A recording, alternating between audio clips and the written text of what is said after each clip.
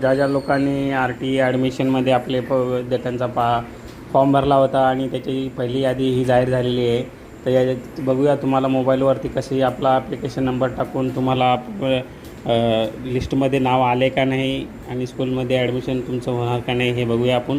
त्याला गुगलमध्ये गेल्याच्यानंतर मित्रांनो इथे बघा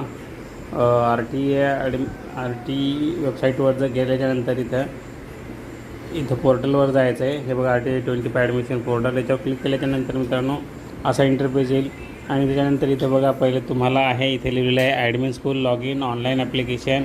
हे बघा ही डिटेल दिलेली आहे. हे केल्याच्यानंतर तुम्हाला वर स्क्रोल करायचं आहे. इथं पालकाकरिता मित्रांनो सूचना आहे, सर्व काही हे पूर्ण वाचून घ्यायचे आहे.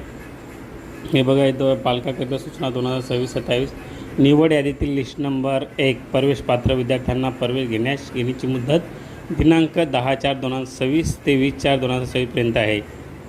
म्हणजे मित्रांनो ज्या पहिल्या लिस्टमध्ये ज्या विद्यार्थ्यांचं निवड झालेली आहे त्यांना हे प्रवेश घेण्याची तारीख दिलेली आहे 10/4/2026 ते 20/4 आहे.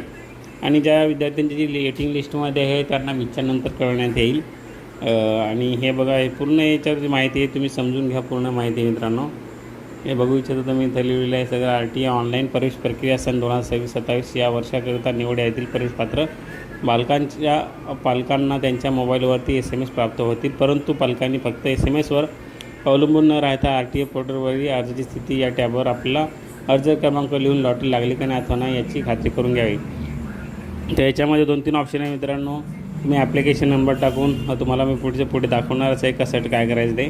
आणि हे बघा ही माहिती तुम्ही वाटलं तर स्क्रीनशॉट काढून घ्या. हे घेतल्याच्यानंतर बघू शकता तुम्ही असा एक पेज येईल वरती. आता हे बघा सगळं याच्यावरती लिहिलं आहे. तुम्ही हमीपत्र इथून डाउनलोड करू शकता. बघा हे हमीपत्र आहे मित्रांनो, इथं तुम्ही डाउनलोड करू शकता. हे असं केल्याच्यानंतर असा पेज येईल हमीपत्राचा, ज्याचं ॲडमिशनसाठी हमीपत्र लागलं तर हा असं डाउनलोड करून तुम्ही घेऊ शकता. हे बघू इच्छिता तुम्ही. तर हे असं येणार आहे मित्रांनो. हे असं आल्याच्यानंतर हे बघा बाकी खाली असा पेज आवश्यक कागदपत्रे सगळे डिटेल याच्यामध्ये दिलेले आहे तुमच्याकडे. आणि ज्यांचं सिलेक्शन झालं का नाही ते याच्यामध्ये बघा अर्जाची स्थितीवर जायचं आहे. अर्जाची स्थितीवर गेल्याच्यानंतर इथं तुम्हाला इथे वेटिंग लिस्ट पण दाखवलेली आहे, तुम्ही बघू इच्छिता. हे बघा ही प्रतीक्षा यादी आहे इथे. एकूण तुम्हाला दाखवतो. तर हे बघा मित्रांनो ही प्रतीक्षा यादी इथं तुम्ही क्लिक करू शकता. इथे झाल्याच्यानंतर हे पूर्ण इथं अर्जाची स्थिती हे बघा ही याच्यामध्ये अर्जाची स्थिती याच्यामध्ये तुम्हाला जाऊन आपला याचा बघायचा आहे. हे ओपन करायचं आहे मित्रांनो आणि तुम्हाला दाखवतो. 1 मिनिट. हे बघू शकता तुम्ही अर्जाची स्थिती इथे गेल्याच्यानंतर हे बघा कुठं गेलो आपण. 1 मिनिट सॉरी.